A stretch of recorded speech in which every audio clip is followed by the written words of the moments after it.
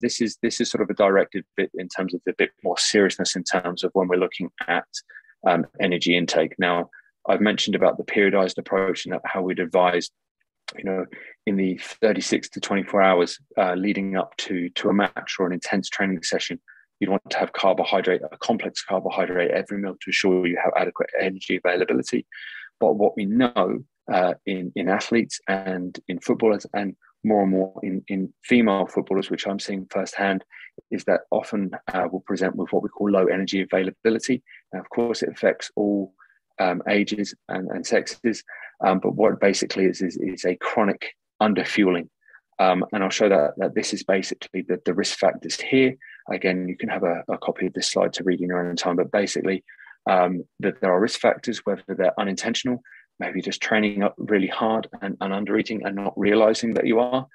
Maybe there's, the intentional, misguided intention. So this is the kind of idea that perhaps you just want to lean up a bit. You feel better if you lost a bit of weight, and therefore, you are undertaking those sort of strategies. And then it gets a little bit more severe, where it's a bit more compulsive, and people start to develop, either disordered eating or eating disorders, where it becomes a lot more of a psychological thing than a physical thing.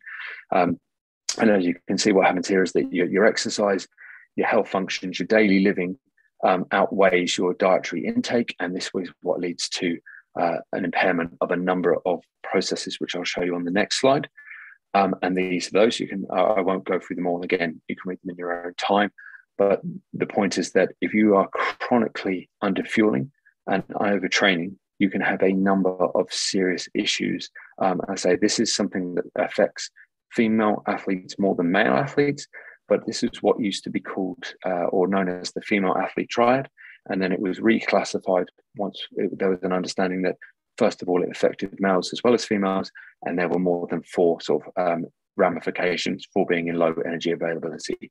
So have a look at those, say, in your own time, and see if any of those are things that maybe you suffer with as well. And it's a very important thing, and it's becoming more and more prevalent.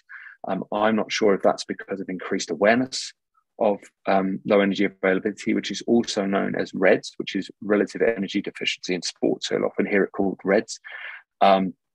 And I'll show that on that previous slide. So that's what that is. And it is something that's very serious, and there can be long-term consequences of being in REDS, particularly with people who undertake low energy availability sort of processes, particularly in their adolescence or through their pubescent stages. We know that it's very serious.